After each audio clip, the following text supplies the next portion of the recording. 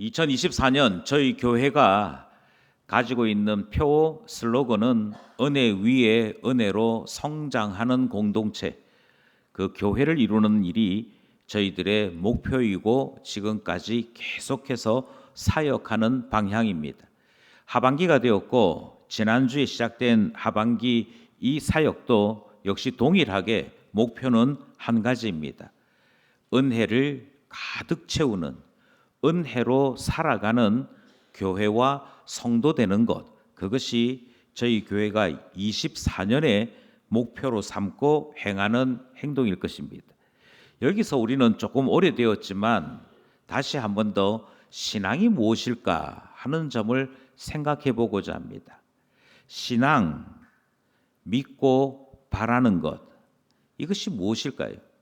다르게 말씀드리면 우리가 바라는 은혜란 어떤 것일까요?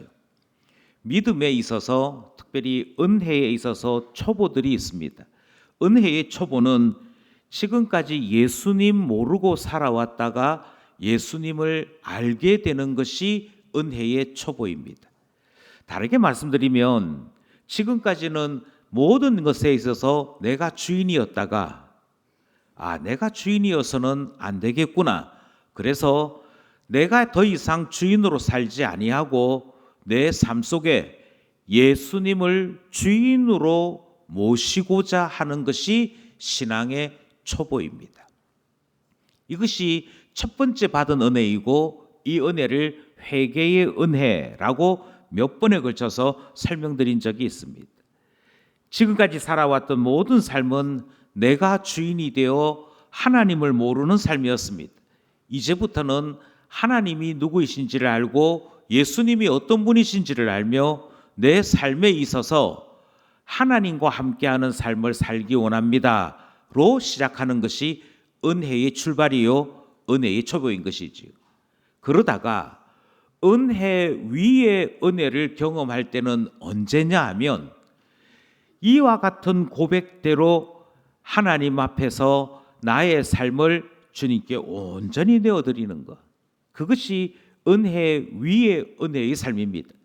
예컨대 우리는 내가 알고 있던 지식, 내가 알고 있던 가치관에서 신앙, 은혜를 경험하고 나면 예수님께서 말씀하신 성경의 가치관으로 내 삶의 가치관이 바뀌게 됩니다. 그전에는 돈이 좋았습니다. 돈이 좋았다가 성경 말씀을 따라 살고 보니 하나님 사랑, 이웃 사랑이 좋아지는 것, 이것이 은혜 위에 은혜를 경험하는 것이지. 은혜 위에 은혜를 경험하는 것 중에 가장 안 되는 것이 감정에서 은혜 위에 은혜를 경험하는 일입니다. 지금까지도 내가 좋아하던 것을 여전히 교회를 다니면서도 신자로 살면서도 고집하거든요. 이것은 기질에 따른 것이고 내 본성에 따른 것이고 내가 지금까지 살아왔던 삶의 양식에 관련된 문제입니다. 그래서 부지런한 것 좋아하는 사람은 여전히 부지런한 것 좋아합니다. 반면에 게으른 사람을 비난하지요. 그런가 하면 여유 있고 낭만을 좋아하는 사람은 교회를 다니면서도 여전히 여유 있고 낭만이 있는 것이 진짜 인간다운 삶이라고 생각합니다. 그러면서 뭔가 모르게 틀에 박혀서 빡빡 살아가는 사람을 싫어하지요. 감정이라고 하는 것이 변화가 가장 늦습니다. 이 감정이라고 하는 변화가 늦어지면 어떤 문제가 생기는 거 아니? 여전히 신앙생활하면서도 내가 좋아하는 것을 신앙이라고 하는 힘을 통해 이루어내고자 하지, 하나님이 기뻐하시고 하나님이 좋아하시는 것을 제가 좋아하겠습니다로 바뀌진 않는 것입니다. 그러니까 감정에 관한 한은 여전히 내가 주인인 거예요. 여전히 내가 주인에서 싫어 이 한마디로 아무것도 안 합니다. 제자 훈련하면 보시죠. 싫어 이러면 안 하는 거예요. 우리 목장 활동을 한번 해보십시다. 우리 목장에서 우리 함께 오전 설교도 나누고 킹덤 스토리도 하고 그런 것 좀 하지 마. 좀 놀고 이야기하는 거 해. 여전히 감정에 관한 한은 내가 주인이지. 그런데 은혜 위에 은혜란 어떤 것이냐면 그 감정의 자리마저도 더 이상 내가 주인이지 않고 하나님이 기뻐하신다면, 하나님이 영광을 받으신다면 저도 기쁩니다 하는 데까지 가는 것이 은혜 위에 은혜의 삶입니다. 결국 신앙이란 무엇인고 하니 단적으로 말씀드리면 하나님께 내 삶을 맡겨드리는 것, 나의 삶의 모든 영역에서 하나님이 주인 되심을 고백하는 것, 그것을 신앙이라고 말씀드릴 수 있지. 선교단체 가운데 특별히 대학생들을 전도하는 CCC라고 하는 단체가 있습니다. 이 CCC라고 하는 단체에서 복음을 전하기 위해 사형리라고 하는 전도 도구를 만들었지요. 저는 이 사형리 가운데 최고의 악권은 그림 한 장이라고 생각합니다. 그 사형리 그림 가운데 이런 그림이 있습니다. 의자가 있고요.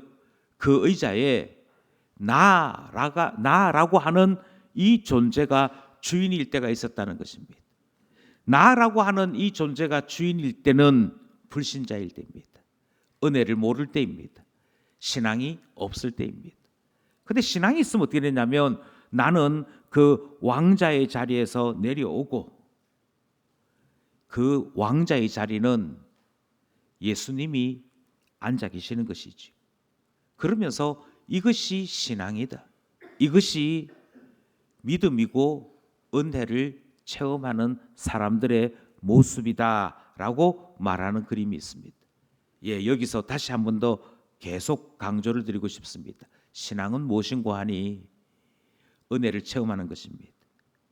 그 은혜의 체험이 무엇이냐를 다르게 설명드리자면 더 이상 내 힘, 내 지식, 내가 가지고 있는 능력으로 살아가는 것 아니고 하나님 때문에 살아가는 것, 우리 예수님 때문에 내 삶이 채워지는 것, 그것이 은혜 위에 은혜의 삶이 됩니다. 고백에서 삶으로 이어지는 것, 그것이 은혜 위에 은혜의 삶인 것이지. 제가 이렇게 말씀드려도 문제는 실전에만 들어가면 이 이야기를 자꾸 잊어버리더라 하는 데 있습니다. 여기서 우리는 오늘 본문을 살펴보려고 합니다. 오늘 본문에서 주목해야 될 것이 무엇일까요? 라는 질문을 먼저 드림으로 오늘 본문의 이야기를 전하고자 합니다. 오늘 본문은 바울과 바나바가 전도 여행을 갔던 첫 번째 기록입니다. 그 전도 여행, 1차 전도 여행 중에서도 끝부분에 해당되어지는 내용이지요. 이 끝부분에 해당되어지는 내용을 몇 가지로 줄이면 제일 처음 내용은 이 내용입니다. 바울이 복음을 전했는데 전하다가 루스드라라고 하는 곳에서 그만 유대인을 만납니다. 그런데 이 유대인들이 복음을 전하는 바울을 돌로 칩니다. 그리고는 뭐라고 생각하느냐면 이 악한 이단을 없애야 한다라고 생각을 해서 돌로 쳤는데 얼마만큼 맞았느냐? 죽을 만큼 맞습니다. 좀 더 정확하게 표현하자면 유대인들의 판단으로는 죽었다 할 만큼 돌을 던졌습니다.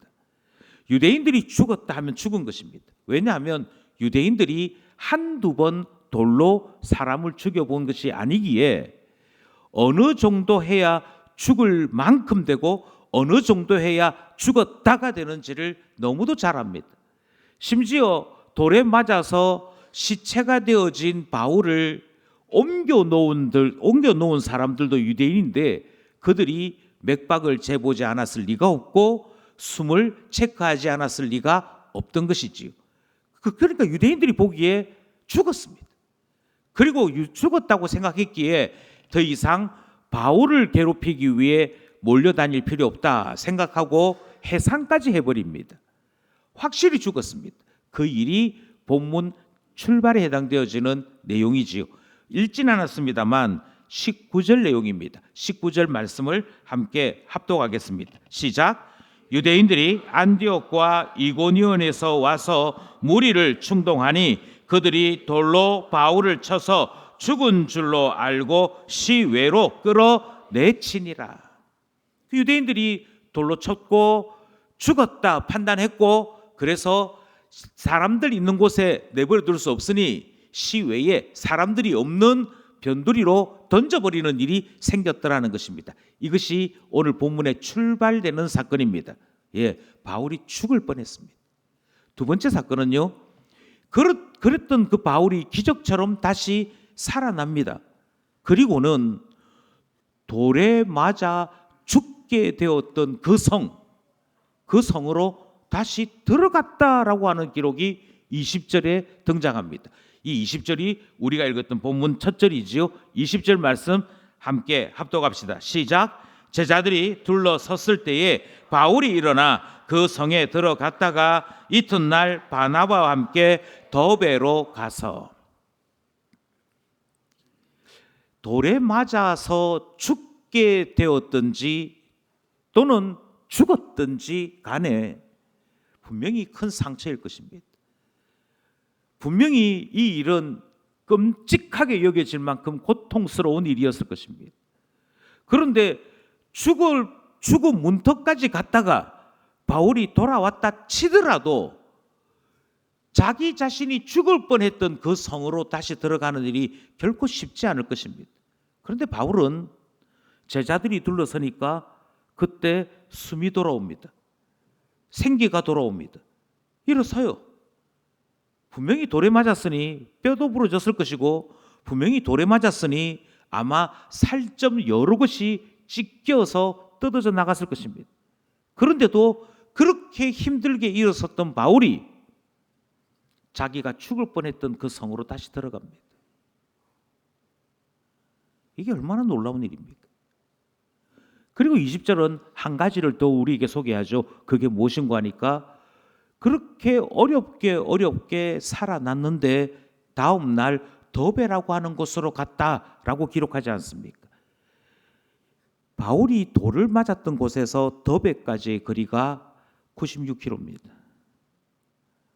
돌에 맞아서 죽을 뻔했던 사람이 그 다음 날 96km를 행진해서 복음 전하러 갔다 하는 내용을 우리가 본문을 통해 읽게 되는 것이지요. 그리고는 그 더베에서 사역을 하는데 앞에 있었던 이고니온이나 루스드라와는 달리 더베에서는 복음을 잘 전할 수 있었습니다. 왜 잘 전할 수 있었느냐? 늘 따라오면서 핍박하고 괴롭히던 유대인들이 바울이 죽은 줄 알고 다 해산했기 때문입니다. 반대하던 유대인들이 없어지자 복음 전하는 일이 훨씬 수월했습니다. 그래서 더베에서는 원활하게 제대로 복음을 전할 수 있었다 하는 내용이 등장을 합니다. 21절입니다. 21절 말씀 시작.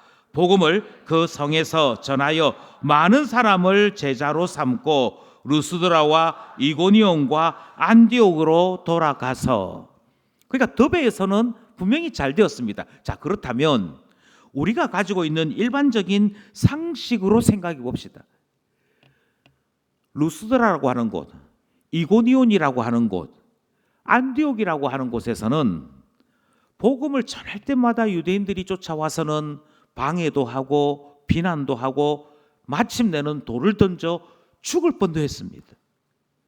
그런데 더베라고 하는 곳에 갔더니 더베라고 하는 곳에서는 많은 제자들을 거둘 수 있었습니다. 그래서 교회를 세울 수 있을 만큼 충분한 복음 전하는 일에 효과를 거두게 된 것이지요. 그렇다면 어디에 오래 머물러야 되겠습니까? 당연히 우리가 가지고 있는 일반적인 상식대로 하자면 더베라는 곳에 오래 머물러야 합니다. 그런데 바울이 더베라고 하는 곳에서 복음을 전하고는 됐다. 여기에서는 충분히 제자들을 얻었으니 이제는 돌아가자 하더라는 것입니다. 그 돌아가자 하는 곳이 바울을 파송했던 안디옥으로 가자는 게 아니고 전도 여행 중에 핍박받고 고난받았던 그곳으로 다시 가자는 겁니다.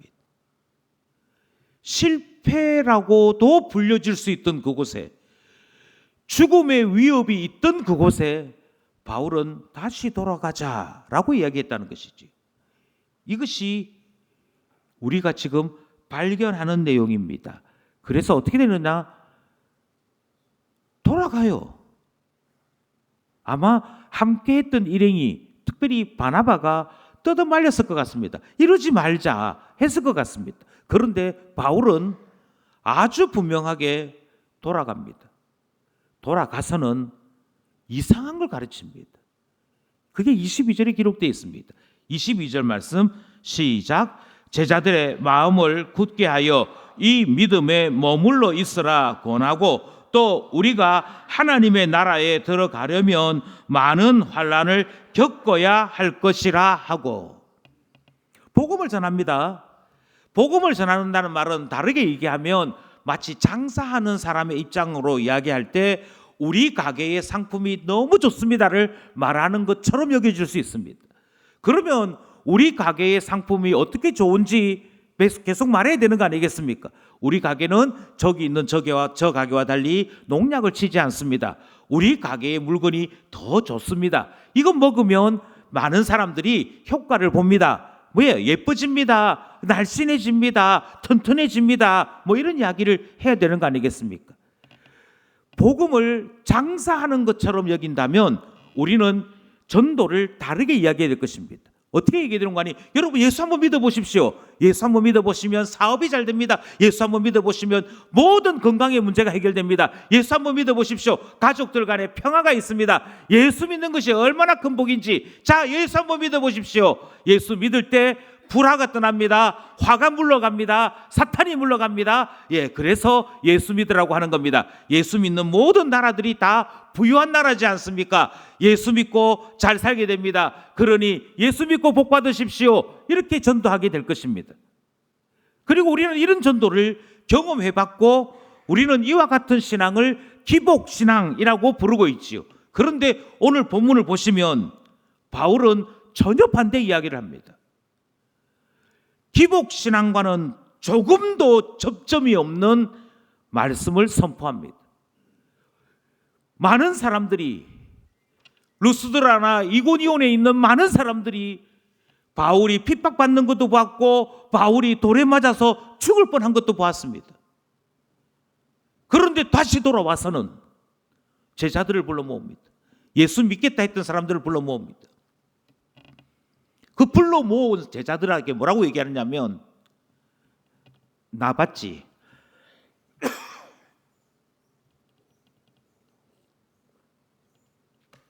내가 돌 맞는 거 봤지? 내가 어떻게 핍박받는지 봤지? 그게 나에게만 일어나는 일이 아니야. 하나님 나라에 들어가려고 하는 모든 사람들에게 일어나는 일이야. 그러니까 마음 굳게 먹어야 돼. 예수 믿으면 복 받습니다가 아니고 반대 이야기를 합니다. 전혀 반대 이야기를 하면서 마음을 굳게 하십시오. 그리고 이 믿음, 예수 믿겠다라고 생각했던 이 믿음을 지키십시오. 이 믿음을 지키는 가운데 사람들에게서 미움받을 수 있습니다. 사탄에게서 미움받을 수 있습니다. 그러나 하나님 나라에 들어가려고 하면 반드시 이런 일을 경험할 수밖에 없으니 피하려고도 하지 말고 도망가려고도 하지 말고, 오히려 나에게도 그런 일이 생긴다면 이 바울 선생님처럼 나도 견디며 하나님 나라로 갈래라고 생각하십시오. 그것이 제자의 삶입니다. 이렇게 가르쳤다는 것입니다. 그러니 돌아와서 정말 상식에도 맞지 않고 이치에도 맞지 않는 것을 이제 막 예수 믿겠다는 사람들에게 전한 것입니다. 이것이 5번째 장면입니다. 그 다음 어찌 되느냐? 그리고 난 다음에는 교회 지도자들을 세웁니다. 교회 지도자들을 세우는데 그 지도자들을 세우면서 뭐라고 얘기하는 거 아니? 주께 의탁했다라고 기록하고 있습니다. 23절입니다. 23절 시작. 각 교회에서 장로들을 택하여 금식 기도하며 그들이 믿는 주께 그들을 위탁하고. 장로를 세운 이유가 무엇인가 하니 바울은 이제 떠나게 됩니다. 그리고 자기를 파송했던 안디옥이라고 하는 교회로 돌아가게 됩니다. 그러니까 지금 복음을 전한 이 도시에는 지도자가 없어요. 그래서 지도자를 세웁니다. 그때 그 지도자들은 바울이 했던 이야기를 대신해야 될 사람들입니다. 장로를 세운 이유는 신앙대로 사는지 점검하고 신앙대로 살지 아니할 때 엄하게 책망하여 믿음 안에 살도록 독려하는 일이 장로 직분이 하는 일이지 않습니까? 그러니까 바울이 조금 전에 했던 이야기를 바울이 없을 때 바울을 대신하여 하나님의 입이 되어서 권면해야 될 사람들이 장로였고, 장로가 세워져야 교회가 세워진다라고 생각했던 것입니다. 그런데 그 장로들이 아까도 말씀드렸지만 좋은 이야기면 그게 무슨 어려움이 있겠습니까? 장로 될 때 기분이 좋은 것이지요. 장로 될 때 축복받을 만한 일이지요. 아유, 좋으시겠습니다. 교회의 지도자가 되시고 교회에서 존경받는 분이 되시고 또 모습을 보면서 많은 사람들이 부러워도 할 텐데 장로 되셔서 얼마나 좋으시겠습니까? 그만하지 않겠습니까? 그런데 바울은 전혀 반대의 행동을 합니다. 장로를 세우면서 여러분 아마 장로로 봉사하다가 속 많이 탈 겁니다. 장로로 봉사하는 중에 미칠 만큼 어려운 일도 많이 만나게 될 겁니다. 그래서 제가 여러분들을 위해 기도하겠습니다. 그러면서 뭐라고 기도하느냐면, 주님, 우리가 가진 능력으로는 장로 직분을 감당할 수 없습니다. 우리가 가진 지혜로는 시련이 올 때, 연단이 올 때, 고난을 받을 때에도 하나님 나라에 들어가려면 당연히 감당해야 되는 일인 줄 알고 견디십시오, 이 말을 할 수 없습니다. 그러니 주님이 도와주셔야겠습니다. 주님이 함께 해주셔야겠습니다. 이때 그들을 주께 의탁했다 할 때 이 단어 의탁이라는 말은, 위탁이라는 말은 주님 곁에 세웠다 하는 뜻입니다. 주님과 함께하는 사람 되도록 기도했다는 것을 이야기합니다. 그러니까 사람인 우리가 이 일을 할 수는 없다는 것입니다. 능력이 안 돼요. 우리가 그 말을 할 때 좋아하는 사람 없어요. 없는데도 불구하고 해야만 합니다. 해야만 하는 이유는 그래야만 하나님 나라 구원이 완성되기 때문이고 은혜 위에 은혜의 삶이 완성되기 때문입니다. 그 일을 위해서 바울은 사람을 세울 뿐 아니라 그 사람이 하나님과 함께 할 때만 제대로 직분이 감당되는 줄 알아서 주께 위탁하는 기도와 그 권면을 행했던 것입니다. 그래, 전혀 반대 이야기지요. 전혀 반대 이야기입니다. 교회에 세워진 지도자가 매번 너 지난 한 주간 어떻게 살았니? 기도는 했니? 말씀은 읽었니? 너 핍박하는 너 직장의 상사가 있을 때 너 그 사람에게 어떻게 행동했니? 너가 사는 동안에 예수 믿는다고 고난 받을 때 너 어떤 생각 들었니? 지치고 무력하고 낙심하며 내가 예수 믿고 되는 일이 없어요, 이 생각했니? 너 정신 차려! 이 이야기를 매주 해야 되는 일이니 아마 사람들이 그 장로님들 얼굴 보기 싫어서 도망가고 피하고 하지 않았겠습니까?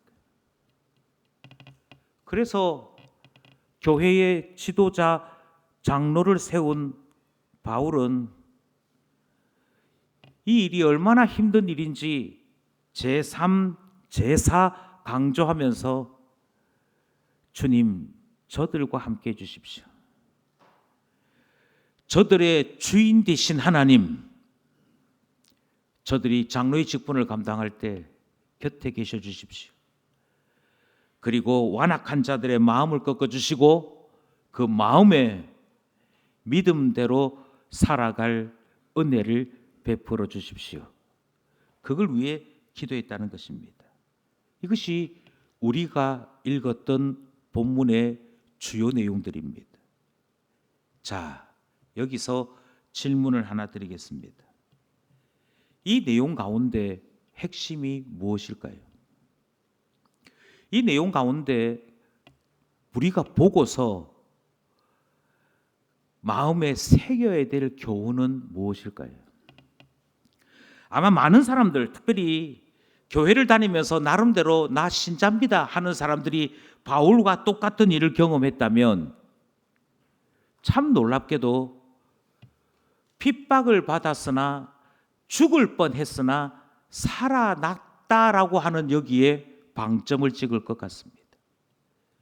내가 어떤 사람이냐면 죽을 뻔한 위기도 이겨낸 사람이야.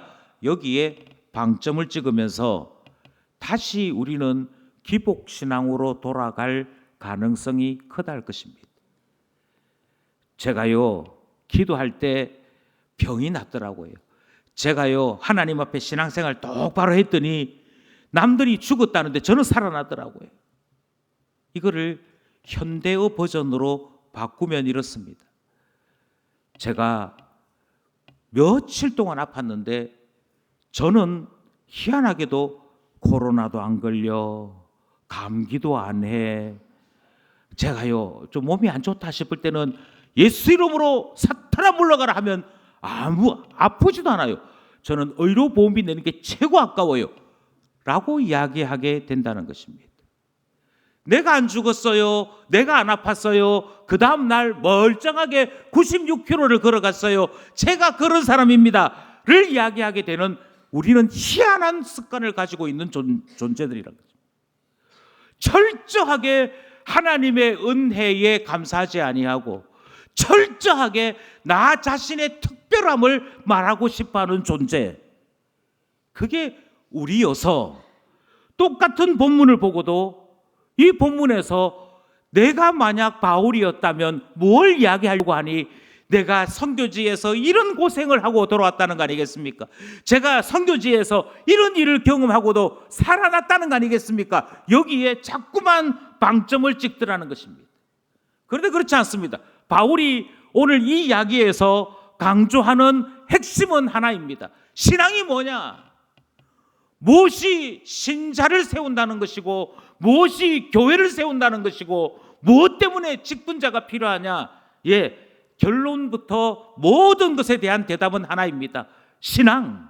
신앙 때문에 전도했습니다. 신앙 때문에 직분자를 세웠습니다. 신앙 때문에 교회를 세웠습니다. 신앙 때문에 사도들은 고난을 감수하고서도 그 어려운 현장에 다시 돌아가고 다시 돌아가는 일을 했더라는 것입니다. 오늘 본문은 이 신앙을 매우 다양하게 표현했습니다. 그리고 이 다양한 표현들은 모두가 다 신앙이 무엇인지를 우리로 하여금 가르치는 내용이 됩니다. 먼저 우리는 22절에서 신앙이 무엇이냐, 그것에 대해 이렇게 말씀하는 것을 듣습니다. 마음을 굳게 하여 이 믿음의 머뭅이라고 이야기합니다. 이 믿음은 예수 믿고 복 받는다는 믿음이 아니었습니다. 이 믿음은 예수 믿으면 아프지 않다는 믿음이 아니었습니다. 이 믿음은 내가 기도하면 나를 미워하는 대적자들이 모두 떠나고 없어진다라고 하는 그런 믿음이 아니었습니다. 이 믿음은 하나님 나라에 들어가려면 고난을 받을 수밖에 없다는 것이고, 이 고난을 감당하고서라도 예수 그리스도 안에 있는 것이 가장 아름답고 고상한 것이라는 믿음입니다. 우리는 이것을 신앙이라고 이야기하지요. 22절 말씀 다시 한번 합독하겠습니다. 22절입니다. 시작.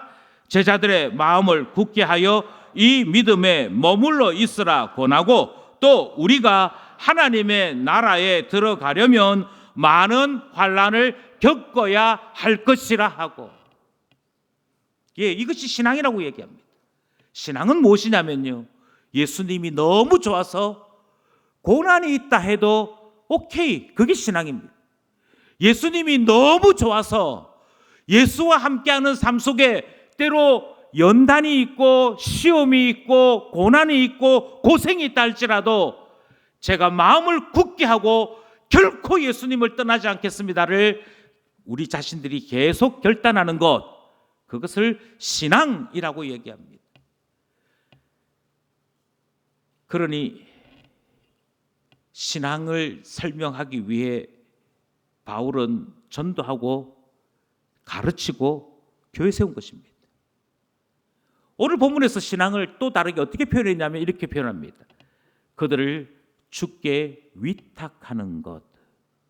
23절입니다. 23절 말씀 함께 합독하겠습니다. 시작. 각 교회에서 장로들을 택하여 금식 기도하며 그들이 믿는 주께 그들을 위탁하고. 예수를 믿습니다라는 말은 무슨 말이냐면, 이제부터 나는 모든 것을 결정할 때, 이제부터 나는 모든 것에 대하여 판단할 때 혼자 하지 아니하고 내 곁에 계신 주님과 함께 하겠습니다.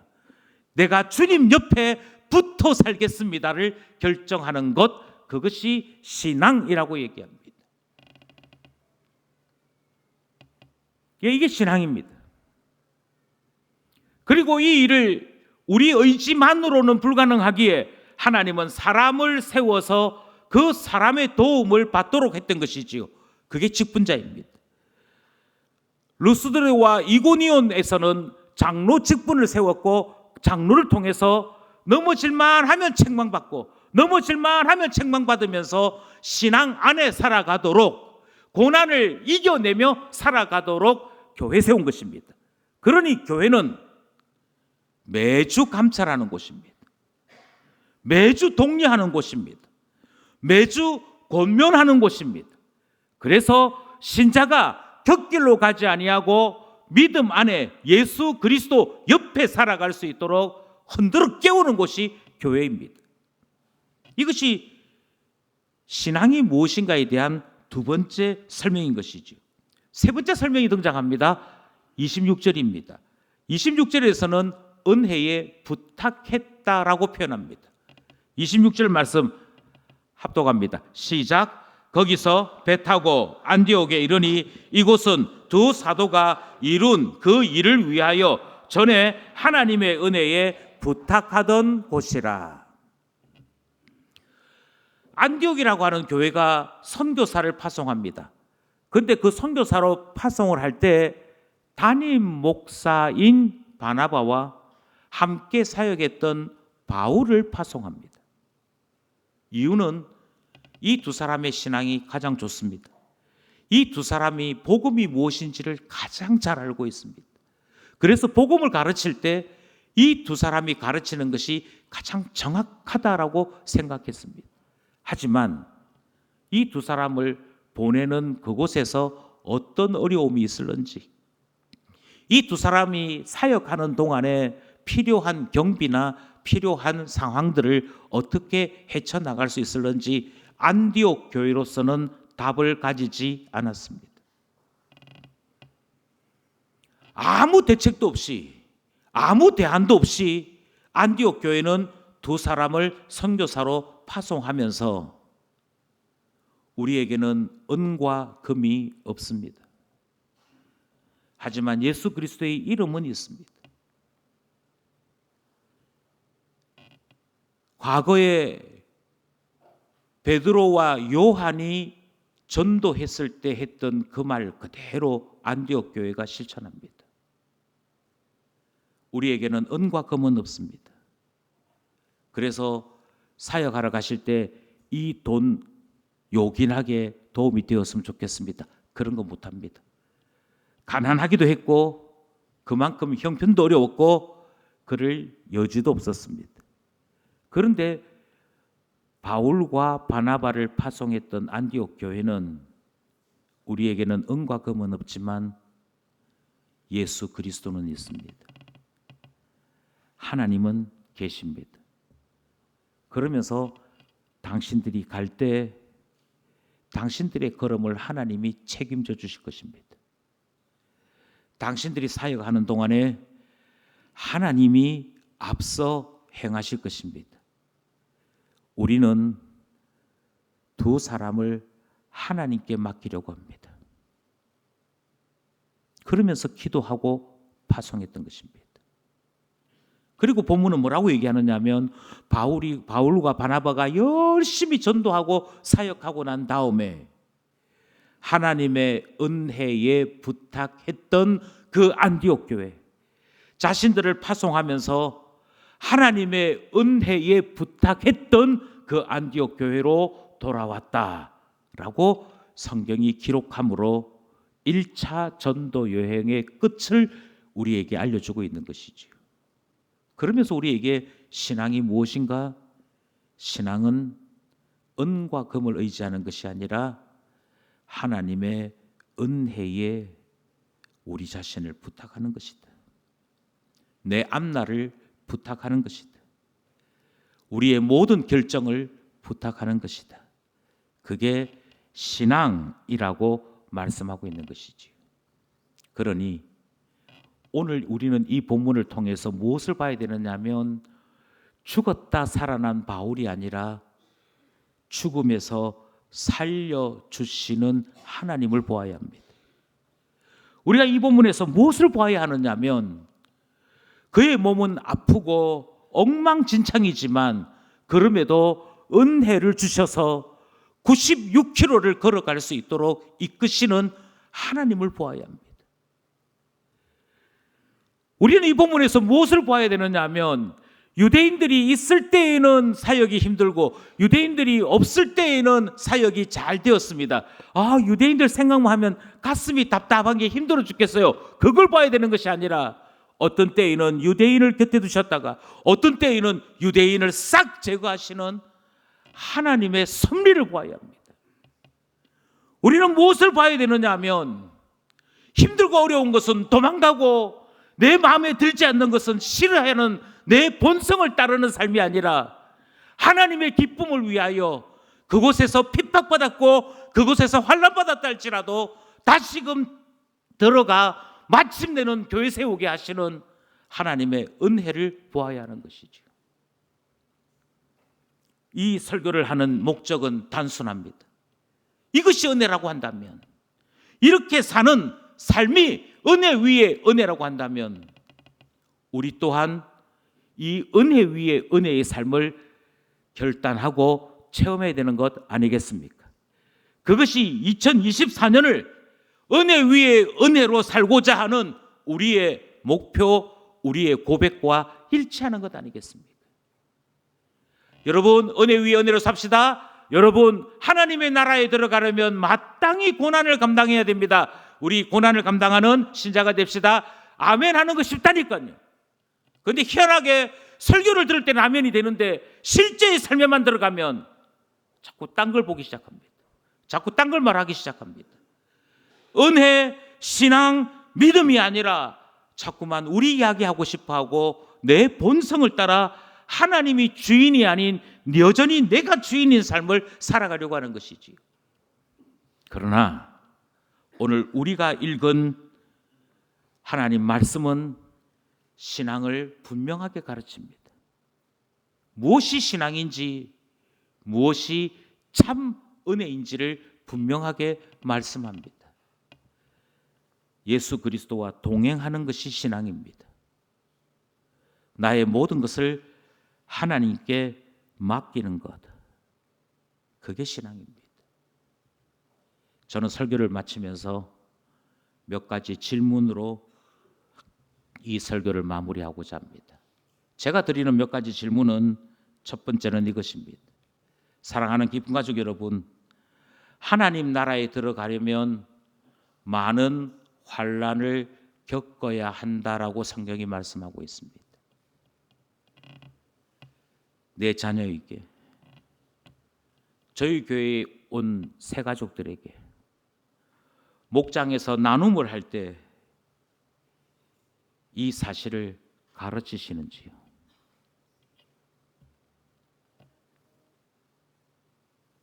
교회 왔으니 내가 이제는 더 많이 사랑받겠지?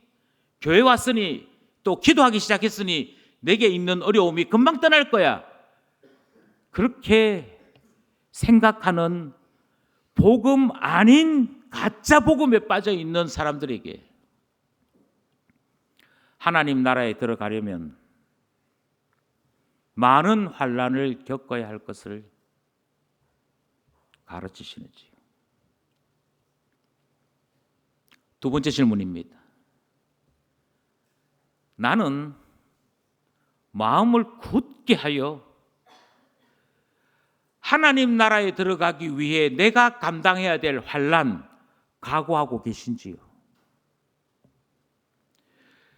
예수 믿고 난 다음에 내 삶 속에 이런저런 어려움이 있을 그때에도 아니야, 믿음의 사람들에게는 당연히 이런 일이 있어, 그러니 당연히 나는 믿음에 머물러야 해 라고 생각하시면서 하나님의 뜻을 찾고 하나님 뜻 안에 머물려고 하시는지요?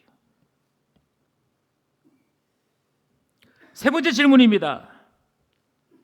신앙이 무엇이냐? 그것에 대해서 오늘 우리 본문은 하나님이 내 곁에 계시는 것, 예수님이 내 곁에 계시는 것, 그래서 주와 함께 발 맞추고 주와 함께 의논하고 주와 함께 걸어가는 것이 신앙이라고 말씀드렸습니다.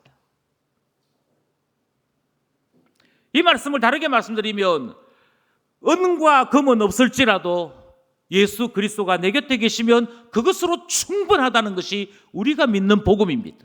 우리가 알고 있는 은혜입니다. 그것으로 모든 것이 가능한 줄 알아서 은혜에 부탁하는 것이 예수 그리스도가 네 곁에 있다면 됐어, 그것으로 충분해. 그것이 우리가 알고 있는 믿음의 정체성입니다. 그래서 질문합니다. 하나님께서 내 곁에 계시면 그것으로 충분한 것을 확신하십니까? 마지막 질문입니다. 내 인생에 무슨 일이 생길는지, 앞으로 어떤 일이 있을는지 알지 못하지만 내 귀에 들리는 많은 뉴스들이 매우 마음을 언짢게 하는 암담한 소식들이 많겠지만, 그럼에도 나의 삶은 하나님 손에 달린 줄 알고 모든 생사화복이 주의 손안에 있는 줄 알고 하나님이 나를 죽이시든 살리시든 하나님 은혜대로 살기로 결정하고 내 삶을 하나님 은혜에 부탁하시는지요? 하나님께서 기뻐하시는 길이라면 소돔에도 가겠습니다. 고모라에도 가겠습니다. 하나님이 기뻐하시는 삶이라면 연단받는 자리에 머물러 정금같이 바뀌겠습니다. 저는 하나님께 제 삶을 맡겨드렸습니다. 그러니 하나님 뜻대로 이끌어 주십시오 하시느냐 하는 질문인 것이지요. 바울은 자기 자신도 하나님께 맡겼습니다. 자기가 전도한 신자들에게도 하나님께 맡기고 하나님 나라에 들어가는 사람 돼야 돼. 그러면서 하나님께 맡기는 신앙 가르쳤습니다. 장로를 세우면서 그 장로들에게 어린 신자들에게 신앙 가르치는 자 되라, 그 직무를 맡기면서 이 직무조차도 하나님과 함께 할 때 가능하다는 것 가르쳤습니다. 우리 교회가 신앙을 가르치는 곳이라면 마땅히 저희 교회도 이것을 가르쳐야 되는 것 아니겠습니까? 하나님의 은혜에 부탁하는, 내 삶을 하나님 손에 맡기는 우리 모두 되어 주님 가신 그 길에 따라가는 저와 여러분 되기를 간절히 소원합니다.